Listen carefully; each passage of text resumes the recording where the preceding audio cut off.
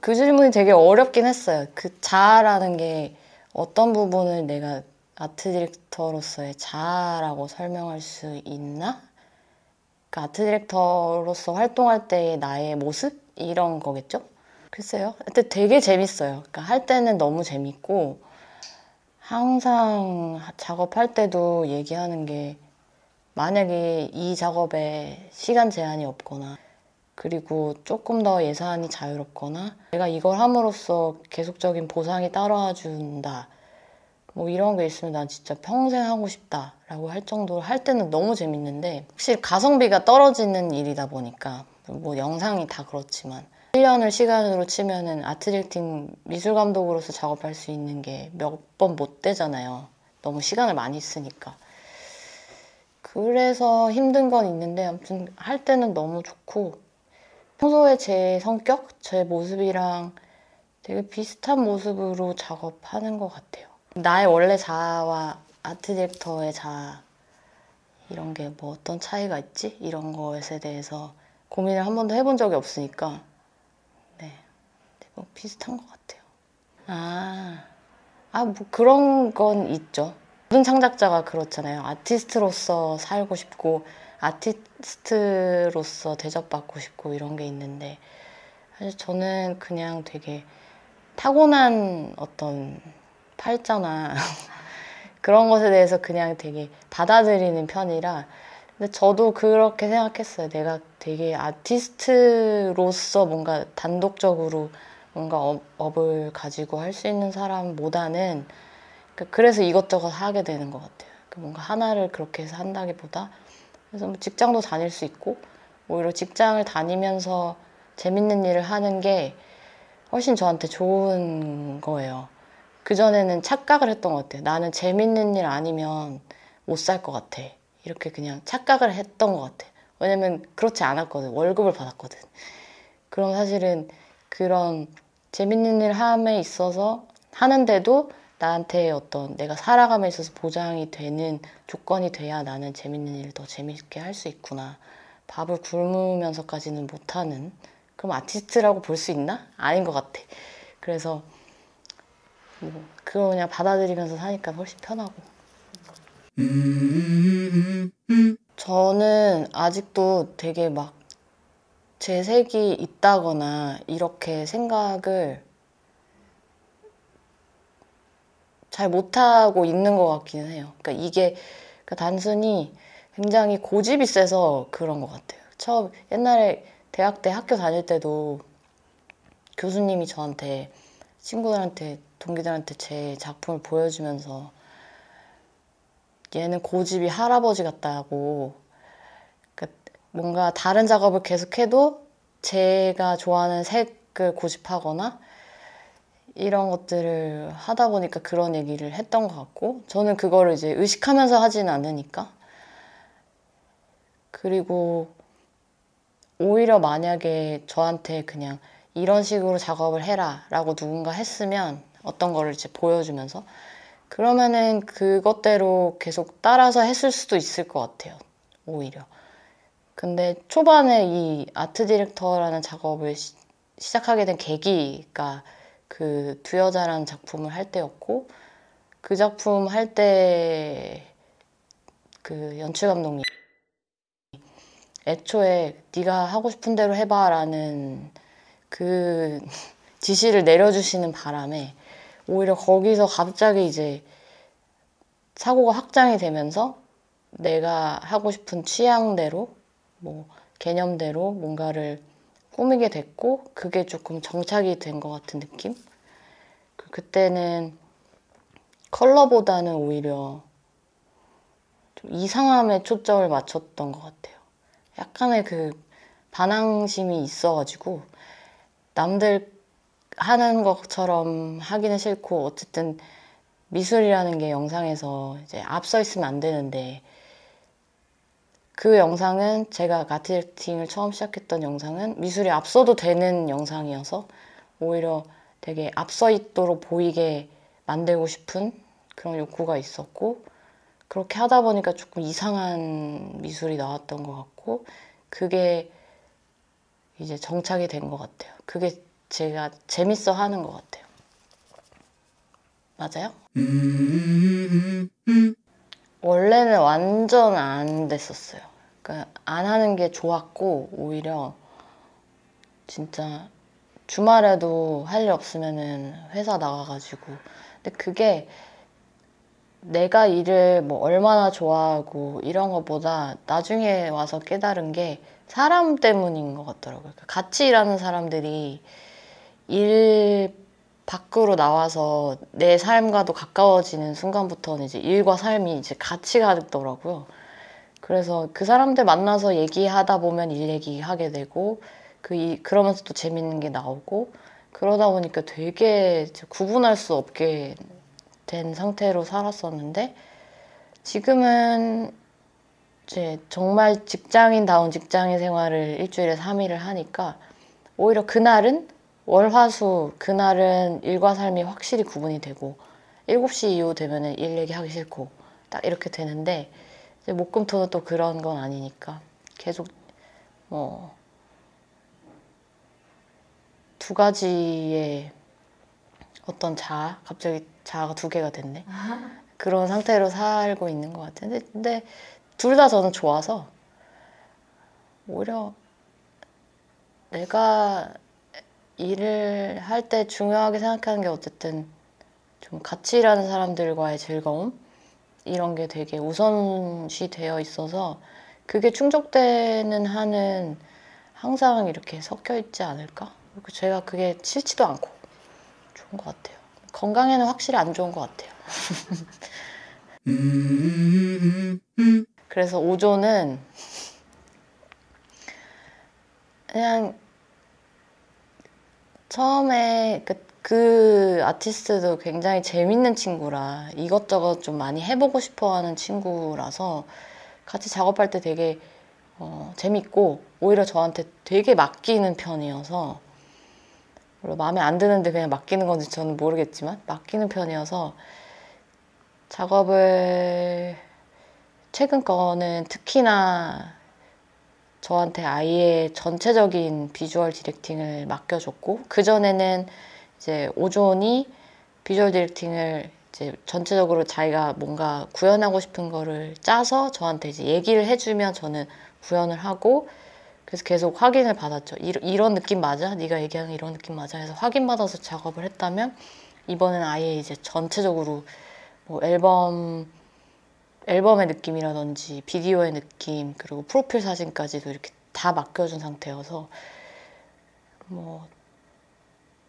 처음에 줬던 컨셉은 그냥 이전에는 뭔가 혼자 하는 작업 본인이 이제 혼자 계속 해왔던 작업이었다면 이 앨범부터는 저도 그렇고 뭐 다른 사람들을 다 모아서 좀 함께하는 느낌의 작업이니까 그 모습이 조금 담겼으면 좋겠다.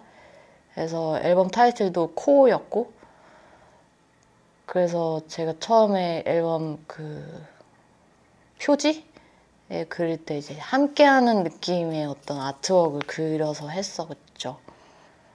그리고 이제 비디오 작업 같은 경우에는 조금 더 그 아티스트가 가지고 있는 어떤 재기발랄함을 좀 보여주고 싶어서 다른 비디오처럼 좀 평범한 느낌보다는 뭐야 이거 뭐지? 이런 느낌을 좀 주고 싶어서 처음으로 좀 콜라주 오브제들이 이제 콜라주 돼서 움직이는데 거기에 실사의 오존의 모습이 들어가 있고 그거에서 오는 약간 괴리와 뭔가 그런 것들을 좀 보여주고 싶었던 작업이었던 것 같아요. 그래서 되게 저도 처음 해봤던 작업이고 제가 모션 그래픽을 못 하거든요.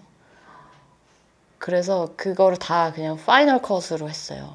뭐 트랜지션 이런 거를 되게 힘들었는데 되게 재밌었고 완전 개인적인 작업이었고 혼자 하는 작업이었고 되게 재밌게 했던 것 같아요.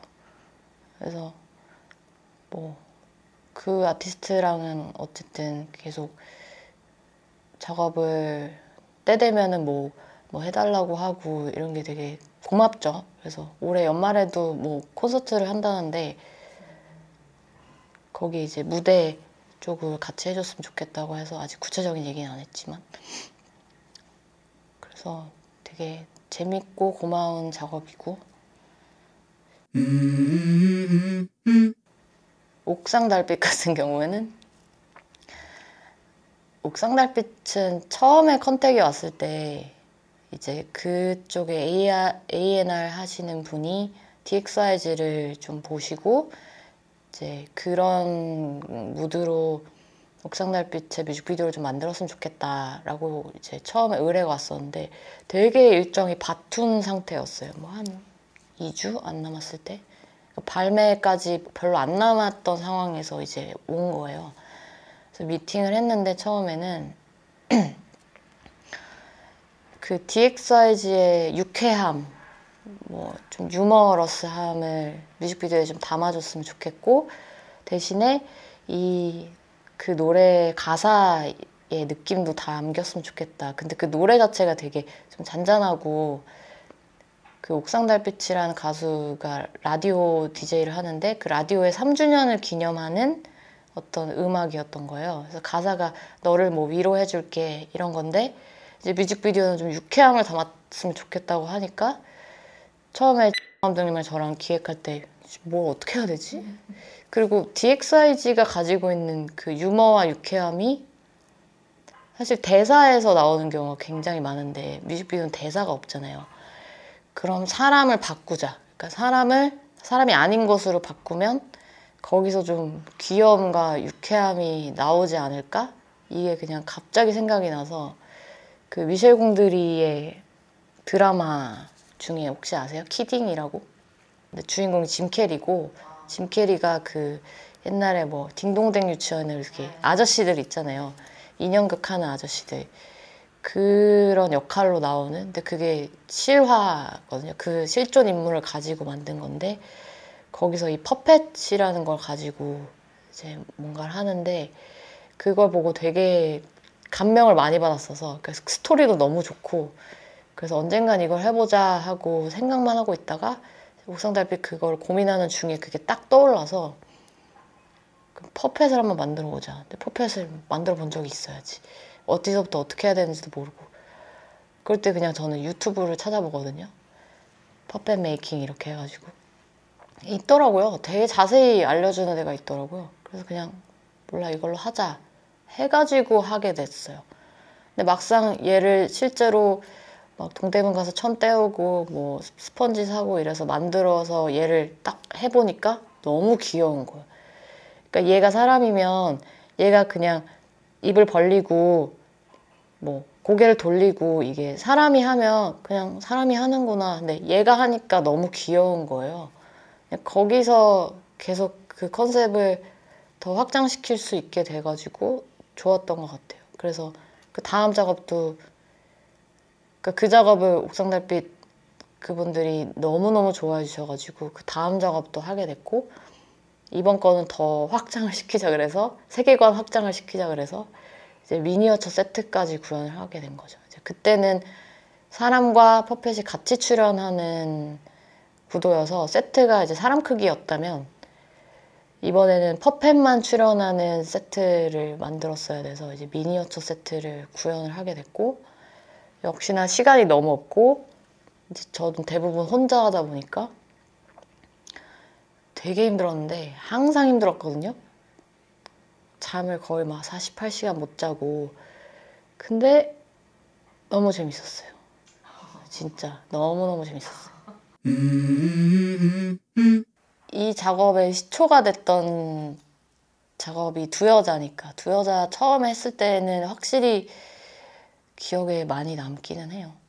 그때가 그러니까 아예 이런 공간이 영상에 담기는 것에 대한 개념이 별로 없을 때에 이제 작업을 했던 거라 심지어 에피소드 8개를 찍는 촬영이었는데 그때 한 12일 동안 8개 그러니까 휴차를 껴가지고 연속적으로 찍었거든요. 한 세트장을 그냥 빌려가지고 근데 매번 에피소드마다 세트가 달라져야 되고 그 다음에 장면이 달라질 때마다 또 세트가 조금씩 바뀌어야 되니까 총 제가 구현해야 되는 세트 수가 24개였던 거예요. 근데 그게 뭐 어떤 개념인지 이런 것도 모르는 상태라 그냥 대충 컬러 이런 거만 컬러 팔레트만 맞춰놓고 소품 그냥 이렇게 해가지고 현장에 간 거죠. 첫날 촬영했는데 가져갔던 소품을 거의 다 쓴 거예요. 다음 거에 써야 되는데 와 내가 생각했던 것보다 규모가 크니까 이게 되게 모자라는구나 이거를 처음 깨달아서 그 촬영 현장 내내 거의 밤을 새가지고 그러니까 막 나가서 갑자기 구해오고 갑자기 그때 폐차장 가가지고 자동차 문짝이랑 타이어 사오고 근데 그게 뭐 그런 것도 사왔다 사이드 미러 이런 것도 폐차장 가서 사왔는데 그게 에쿠스 사이드 미러랑 마티즈 사이드 미러랑 가격이 달라요.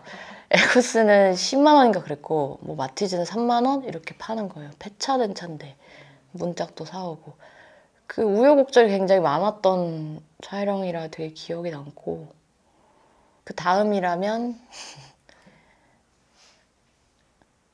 가족의 조상?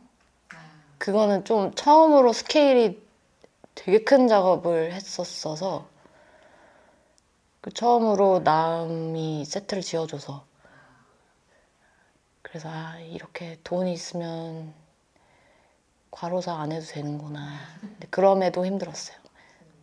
그냥 잘 기억이 안 나요. 힘든 일들이. 앞으로 또 재밌는 거 해야죠.